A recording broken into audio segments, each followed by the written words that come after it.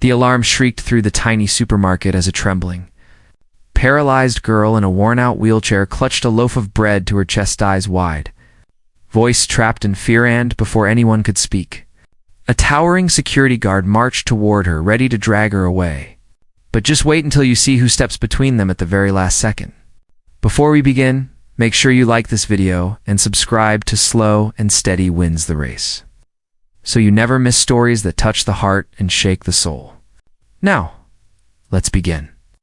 Ethan Turner had never been a man who sought trouble, but trouble always somehow found him since he became a single dad, raising his little boy, Noah, on his own after losing his wife, had taught him to think people break easily. Kindness is the only glue strong enough to repair them.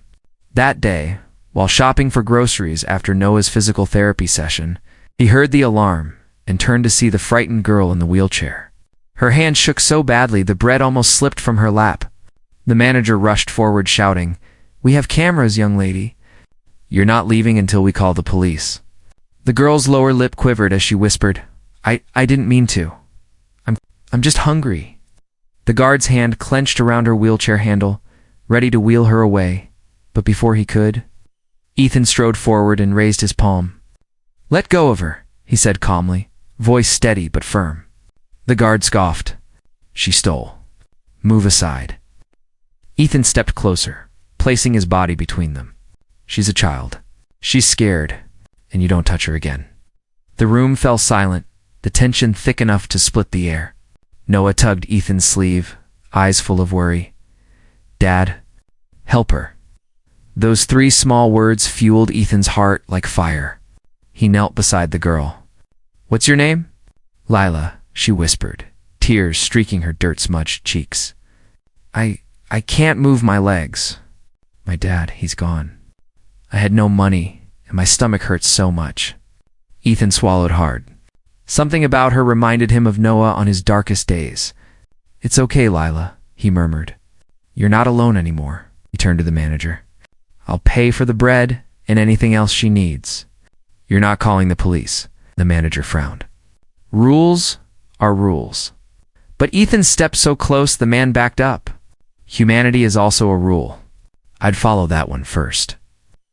The manager hesitated, then waved dismissively. "Fine, take her.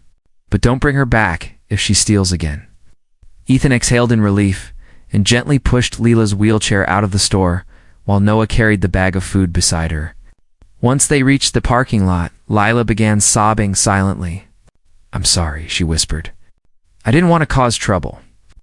Ethan crouched in front of her. "Listen to me, Lila. Needing help isn't trouble." He loaded her chair into the car and offered her a seat next to Noah, who held her hand the whole ride as though she were made of glass. On the way to a shelter, Lila gave small pieces of her story her father used to care for her after the accident that left her paralyzed. But 2 weeks ago, he disappeared. No note, no messages. "He never abandons her," she insisted, voice trembling. Something must have happened. Ethan's mind ticked with worry. When they arrived at the shelter, the receptionist froze as soon as she saw Lila. Her hands jumped to her mouth. "Oh my, Lila." Lila blinked. "Mrs. Camden." The woman hurried over and hugged her. "We've been searching everywhere. Your father, he's been in the hospital these past 2 weeks. Heart failure. He collapsed while trying to earn money for your medicine. He kept asking for you." Lila broke down sobbing, shaking with relief and fear. Ethan steadied her shoulders. "Where's the hospital?" Mrs. Camden quickly gave the address. Ethan didn't hesitate. He pushed Lila's wheelchair out the door, Noah rushing beside them. When they arrived, a nurse led them to a small room where a thin, pale man lay connected to monitors. Lila's breath caught. "Dad." The man's eyes fluttered open, cloudy with exhaustion, but glowing the moment they saw her. "Lila, baby. I'm so sorry. I tried to come back." His voice cracked as he struggled to sit up, reaching for her hand. Ethan gently helped her get closer so she could hold her father's trembling fingers. "This man," her father whispered, looking up at Ethan. "He protected you?" Lila nodded. "Dad, he saved me. Tears slid down the father's face.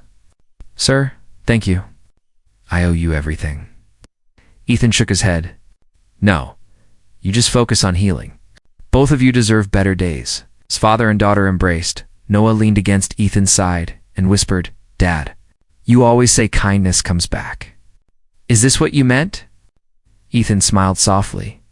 "Exactly this."